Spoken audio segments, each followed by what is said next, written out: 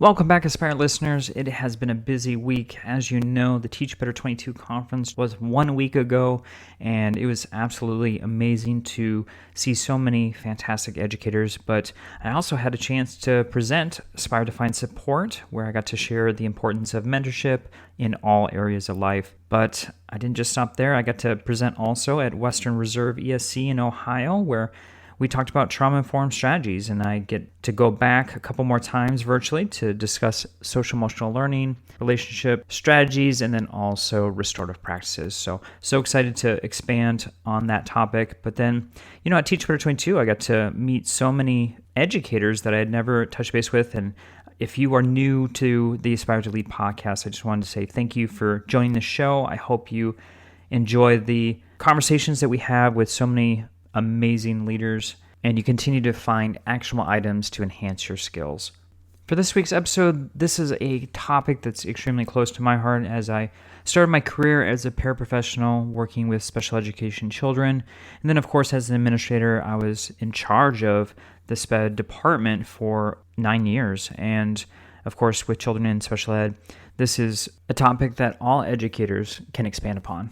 Just the other day, I spoke to a friend who's an administrator, and they were just sharing how their special education population has increased and how it really has consumed a great deal of their time, and they just wish that they had more education on all of the different spectrums and special education services provided to their students. So I couldn't think of a better guest to have than Rose Griffin, who's a speech and language pathologist and board-certified behavior analyst. And she not only is working in public schools, but also has her own private practice, ABA Speech. And we're going to learn a lot about what she provides as far as services and how she supports so many in education around autism and special education. Welcome back, everyone, to Aspire to Lead, where we will be discussing the visions, inspirations, and experiences from top educational leaders. My name is Joshua Stamper, and you can connect with me on Twitter or on Instagram at Joshua_Stamper. All right, Aspire listeners, I am so excited for this conversation because I have a fantastic educator who is going to enlighten us on so many different topics. Rose Griffin is with me, and Rose, how are you doing today?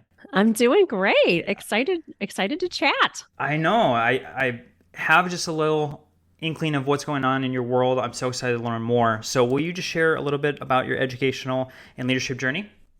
Absolutely. So I've been a speech therapist in the schools for 20 years, and I'm also a board-certified behavior analyst, and I did that 10 years ago.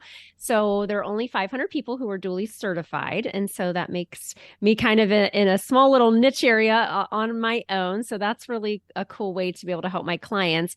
And I also have my pupil services licensure, so I always kind of thought way back when that I wanted to be a special education director. Yeah. I never did reach that, and I really would not want that job anymore because I feel like a lot of people are mad at you. So you need a lot of problem solving skills, which I have, but I work very closely with our director, and I've held positions that were administrative positions. I was an autism facilitator down in Austin, Texas for 3 years, and I really love that job because it was a huge district, Leander ISD, about 35 schools. It's grown so much since I've been gone about 10 years ago. And I loved it because once a month I would go in and I would do a training for the speech language pathologist all about autism and communication, which is my passion. And then throughout the month, I would go out and I would visit them on campus and I would help them utilize the strategies that we had talked about. And what's so interesting about this is that now with my own business, ABA Speech, I'm really doing almost the same model where I have courses, I have my podcast, I'm disseminating and sharing information. And then people that want to learn more and go deeper and do something paid have many different avenues to do that. So really kind of started in the schools about 15 years ago in this position that I had. That's awesome. And I want to expand a little bit about what you did in the public schools, and then we'll kind of focus on what you're doing now. Yeah. So when you were in the public schools, you were an autism specialist. So what was that role, and what were you doing in the classrooms to help support teachers? Yeah, absolutely. So I held positions as a speech language pathologist, so as a school-based SLP. So I saw not just students with autism, I saw everybody from pre-K through 22, and I really love working with all ages. And when I was a facilitator, I would do a lot of one-on-one work with school teams. So I would visit the speech therapist. I would go to very contentious meetings because I also have experience working in non-public programs. So schools where the public school is actually paying to educate the student at the separate placement because the student, usually in my case, they had unsafe problem behavior. And so I got a lot of experience being in meetings that were extremely contentious with lawyers and advocates and special education directors and people questioning my goals for an hour and things like that. So I really try to help school teams kind of navigate those environments, because it's not that I'm not nervous to be in those situations, but it's just something I've been doing for 20 years. So that was a big part of my job too, is to go into these meetings where the parents and the school team were having some disagreements and trying to get some common ground there. Well, as a former administrator, I was in plenty of meetings that sound just like that. Yes. So, I know exactly that world, and working through goals and just, making tweaks constantly of the language. So as far as the communication piece, I know that's a huge passion of yours. When did it come into play, within that 20-year frame in the public schools, that you kind of honed in and said, okay, I love this piece working with the world of autism, but specifically in communication? I really think it was in my graduate training to become a speech therapist. I worked with a public school speech therapist. That was part of my coursework to become a speech therapist. And so when I was getting my master's degree, I worked with somebody in the public school, and she saw all different types of students, but we did have one room that had students with high support needs. And so they weren't speaking, some of them engaged in problem behavior, but those were always my favorite students to see. I was just so excited to help them, to support them, to help them on their communication journey. And so it really started all that long time ago. And so I've always been taking positions where I was going to be working with autistic learners. And then about 6 years ago, I had an idea for a physical therapy product, meaning I actually make it. We sell it. Actually, 500 of them just are in my garage right now. They just got delivered today. As a matter of fact, it's on my Instagram story. And so then, then I had my business, and I was like, now I need a blog, and I need a website, and I need a place to sell them. And then eventually I need a podcast. I know we'll talk about that. But from that, it just kind of snowballed into what I'm doing now at ABA Speech. I love it. Yeah. So you have a lot to unpack in just that little answer, because it's this progression of, I see a need, I'm going to do something about it, which I'm curious now about the product. Like, what is it that helps support those in need? And like, what was your journey from there to then building your own business? Absolutely. So I have this set of cards called the Action Builder cards. It's 100 flashcards. And what happened was I was constantly training staff in the schools and in the non-public programs on how to make flashcards for autistic learners. And so let's say we have a student who's working on labeling eating. We're not going to just show him one picture of eating pizza. We're going to show him many different pictures. And there's a science behind that. It's called multiple exemplar training, so that when they see any picture of someone eating, they're going to know that that's eating. That's as simple as that. So I was literally doing PD trainings with my staff, my parapros, and my one-on-ones about how to use Google Slides, how to make these cards. And it seemed so silly that there was nothing out there that had this. So I was just kind of verbalizing my thoughts. And funny enough, my neighbor knew a designer. And then I worked with this designer, which I had never done. And then I needed a printer, and I navigated that. And that was a whole thing. And then I had to order 500 sets, which was super, super scary. But I had already had distributors kind of lined up, and not because I had any kind of online platform. I just was really passionate, and I was just like calling people, and people were actually taking my calls. And so when I had ordered them, I already had a couple people lined up to sell it, which was nice. And then I was like, oh my goodness, now I need a website. And how do I do that? And I started on Wix. I have a neighbor who's also an entrepreneur, and she literally came to my house and helped me, do it, which actually is very easy to navigate if you're just starting out. For sure. And, now I'm on WordPress, got a tech team. I'm migrating my website. It's a big headache and all the different issues, but it all started very, very simply that way. Yeah. I think people are taking your calls because, like you said, it's something that you all use, or probably are trying to reinvent the wheel over and over again. And it's something simple of finding some cards. that are Right. already designed for you. Yes. So I love it. But you also talked about some other resources and platforms that you use. I know you've got a YouTube page, and there's several videos that I was looking at that have thousands of views on different strategies. So, for those who are looking for potentially some communication strategies, like what do you suggest as far as those, and then where can they find them? Yeah, I do have a YouTube channel. So ABA Speech. You can find me anywhere using ABA Speech. I am sharing daily on Instagram. Yeah. So Instagram now is all short form video. I was just on a call with a social media coach who was talking me through all the content that we need to make as a team. And I've even dipped a toe into TikTok, and I'm a big fan. So if you want to learn more about autism and communication, I am sharing daily on those platforms. And I really enjoy that type of engagement with people that need that information and find it helpful. This podcast is a proud member of the Teach Better Podcast Network. Better today, better tomorrow, and the podcast to get you there. You can find out more at teachbetter.com/podcasts. Now let's get back to the episode. Let's talk about your podcast too, because you brought that up, and it's the Autism Outreach Podcast. And I know you've been doing it for a couple of years. I love hearing origin stories. So if you wouldn't mind just kind of walking through, where it started and what it's all about. Yeah, absolutely. So I had been, because I had this brand and it's about 5 years old, I have been on almost all the speech therapy podcasts. They're not really a ton, speech therapists, there's not a million of us. Yeah. So everybody kind of knew about my spiel, what I was passionate about, talking about autism and communication. So it was very nice. And I was very honored. I was on a lot of different podcasts, and I started thinking, gosh, I want to have some guests on my podcast. I want to have those same questions that I always ask. And these are my dream list. And so I got into this rhythm of guesting on podcasts often. And I still do, because I really enjoy the platform of doing a podcast. And so I took a course called Power Up Podcasting from my business mentor, Pat Flynn. Yeah.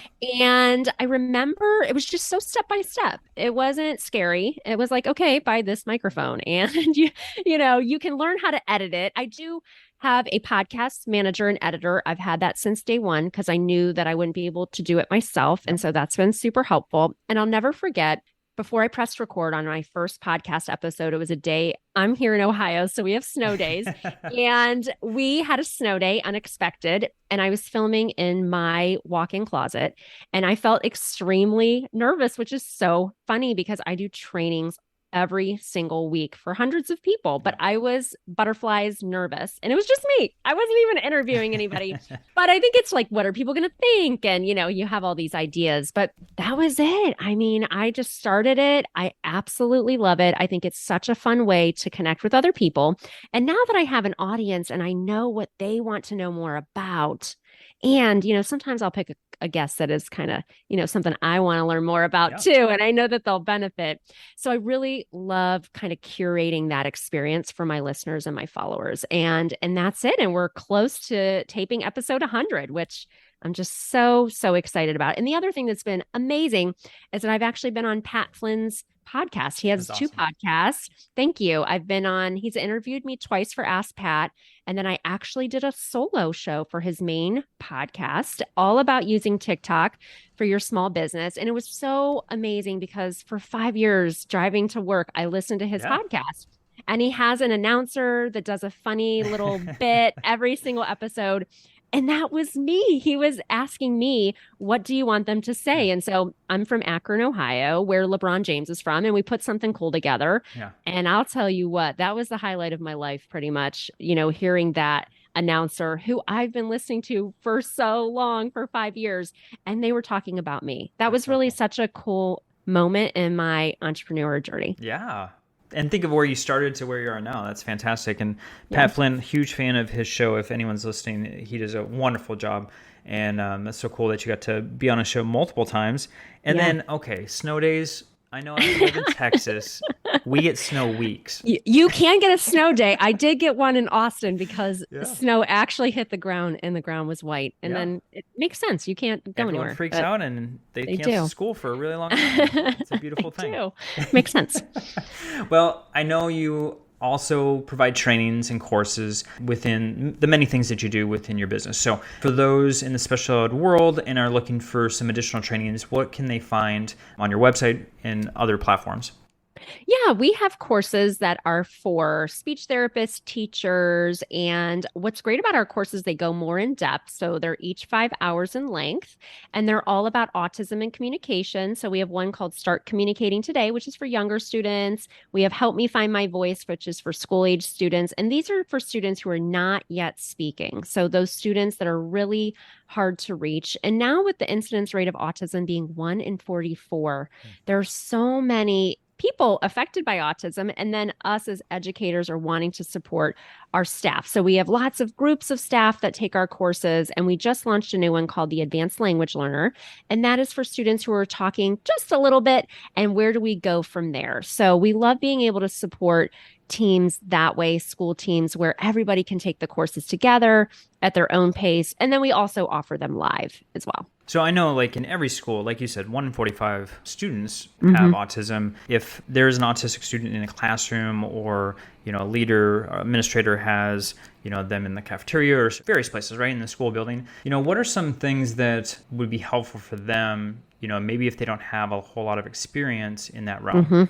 Yeah, absolutely. I think making sure that you collaborate with the provider, so either the resource teacher or the speech therapist, to know how to most effectively communicate with the student. And that was something that I always did at our staff meetings, especially before COVID, kind of made everything complicated. But I would do an annual training about autism and communication. It was based on the students' needs. So, I was working in a middle school, high school. So we had students that were very conversational, but maybe they were hesitant to do group work, or maybe they had some other concerns. And so sometimes teachers can be hesitant and not know the best way to deal with some of those situations. Or when COVID came up, I had a student who didn't want to wear a mask, and that was mandated by our school. Yeah. So asking for a mask break and all those different things that happen. And so I was always there to be a support. But I think just understanding what is the best way to communicate with the student. And if it's a student who's not yet speaking, having visual supports is very, very important as well.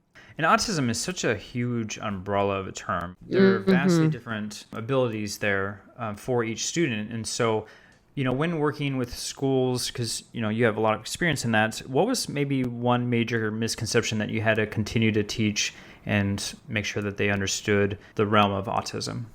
Yeah, I think sometimes people, especially for students that were very conversational and, gifted even, I think it's hard for people to understand, why can't they just understand that they can't take a mask break now? Or why can't they just be in the classroom and learn like every single person? It's like, well, you haven't shown any visuals and you've been talking for 50 minutes. Like no one's happy now. You know what I mean? So sure. I think just trying to navigate some of those things, and every teacher is so different and every administrator is so different. So what I try to do is really just advocate for what does a speech therapist do, and just letting people know, I'm here to support you. I'm here to support you, so that people feel comfortable just popping in your office to ask questions. Because honestly, I know we both know this. That's like where you get the most bang for your buck, is like some of those pop-in meetings, not the formal meetings where everybody's invited and everything is uptight. It's like when somebody comes into your room and is like, bop, bop, bop, bop, bop, bop, and then you can like support them that way. So just keeping the lines of communication open, I think, are important. Oh, for sure. Yeah, we constantly, I was meeting with special education leaders and teachers all the time, because like you said, that is where I could have very specific questions that we're targeting just for myself and not for the entire group. So any leader that's listening, make sure that your special ed team is your best friend, because it's extremely important. Well, let's talk about leadership advice, because I love going back to the original point of this podcast, which is for aspiring leaders. And if there's anything that you would advise, maybe someone could do tomorrow or next week to enhance their leadership journey, what would that be? I think just working on your communication skills, knowing that, how are your one-on-one communication skills? Do people understand your message? Do people feel comfortable talking with you about things? Because sometimes, especially as an administrator, you can come off certain ways that you're not available or you're too busy. And so just really advocating for that. And then also analyzing your public speaking skills as well. That's such an important part of being an administrator. I just finished a speaking mastermind, and it was a splurge for me in my business. But there were people in the group that have given TED Talks that have had millions of views.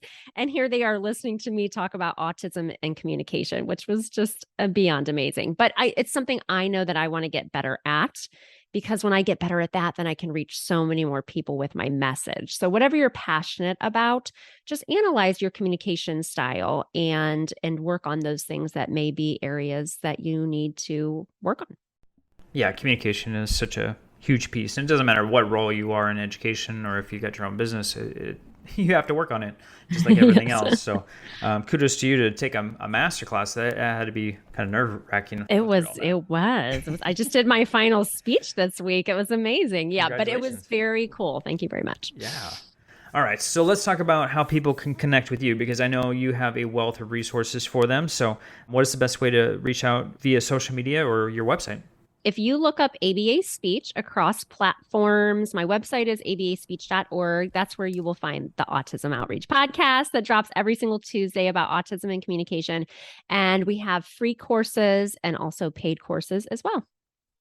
Wonderful. And I'm going to have all of those links in the show notes, including your YouTube. I don't know. I might throw your TikTok on there too, just for folks to... Yes, please. Like, subscribe, and follow. Smash that subscribe button, Smash it, please. Yes.